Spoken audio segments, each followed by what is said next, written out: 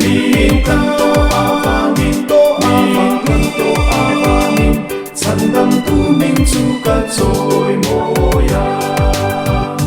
Krista min tilom tu ka nei min kan to avangin adu song ti kalom na namin kan to avangin min kan to avangin to avang kan to avangin min kan to avangin Isua min ka joy moyang min kan to avangin to avang kan to avangin Sandam tu min suka joy moyang Shetu fia ti tak mai ka nei min kan to avangin rim del lau na ati bo vet min kan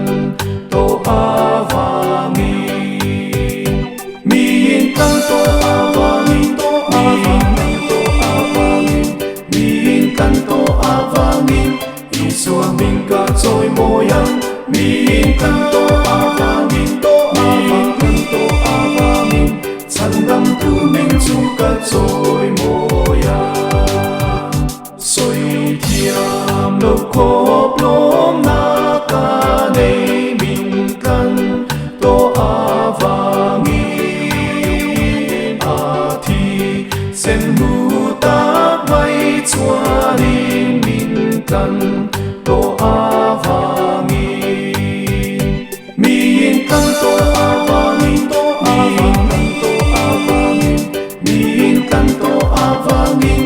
Isua min ka joy moyang min kan to avangin to avang kan to avangin Sandam tu min suka joy moyang In ka nei ka tan buat say sa min kan to avangin ka chuan chatuanin ka cholang min kan to avangin min kan to avangin to avang kan to avangin min kan to avangin Isua min ka joy moyang min kan to avangin to avang kan to avangin Sandam tu min suka joy moyang